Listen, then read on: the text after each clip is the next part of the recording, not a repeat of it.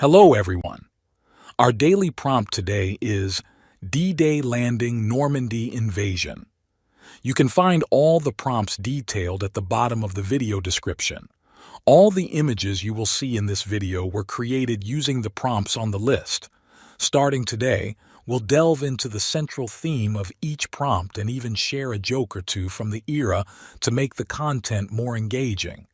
To kick off, let's touch briefly on the influence of various factors in creating these captivating images. Each prompt contains a style variable, and today's images were produced with style variables ranging from 150 to 720.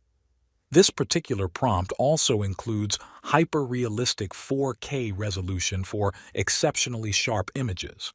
One of our prompts features ruins, flagpoles, and HDR, while another has shields, autumn atmosphere, and a bird's eye perspective.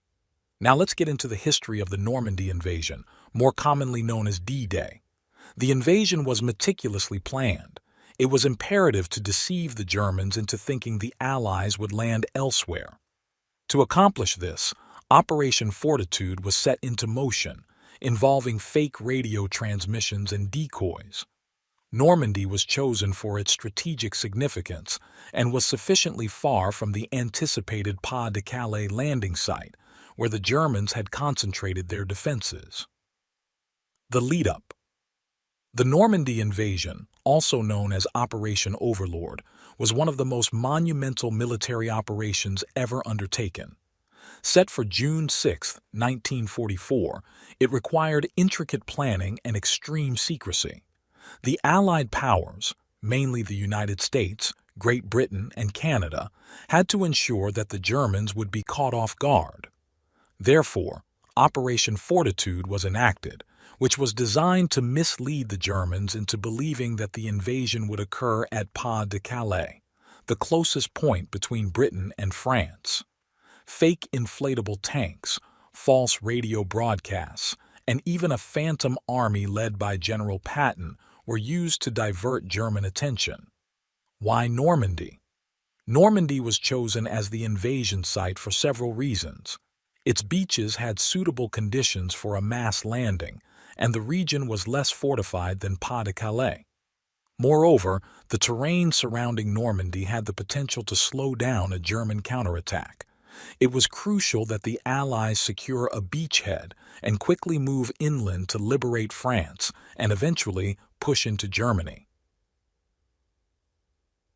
Planning and logistics. The planning for D-Day involved everything from deception to logistical masterstrokes. It required the coordination of air, land, and sea units and was the first operation of its kind on such a grand scale. The code name for the seaborne invasion was Operation Neptune. It involved more than 156,000 Allied troops storming the Normandy beaches, over 5,000 ships and landing crafts, and 11,000 airplanes. The soldiers were to land on 5 different beaches: Utah, Omaha, Gold, Juno, and Sword, each assigned to American, British, or Canadian divisions. D-Day, the invasion. Despite the best-laid plans, things did not go smoothly at first. The weather was bad, causing delays, and at Omaha Beach, the resistance was much stronger than anticipated. Nonetheless, the sheer scale of the operation and the bravery of the soldiers managed to break through the German defenses. By the end of the day, all 5 beaches had been secured at a cost of approximately 10,000 Allied casualties. Aftermath and impact. The Normandy invasion was not an end, but a beginning. It was followed by the Normandy campaign, which saw fierce fighting as the Allies pushed through France.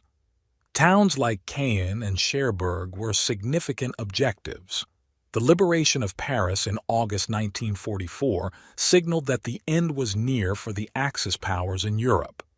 D-Day had set that in motion by opening up a Western front, stretching German resources thin and hastening the end of World War II. As for humor from the era, here are 2 jokes soldiers might have shared to lighten the tension before the landing. Why did the soldier bring a pencil? so he could draw his own conclusions in case the mission failed. Why did the paratrooper always carry a broom? To sweep himself off his feet after the landing. The goal of such humor was to relieve stress and foster camaraderie among the troops, critical elements in preparing for a mission of this magnitude. If you found interest and pleasure in the video we presented today, please click the like button, forward the video to your friends, and subscribe to the channel so that you will be notified of every daily video we produce for the benefit of this innovative field. Thanks. And remember, you too can create astounding images that few can produce.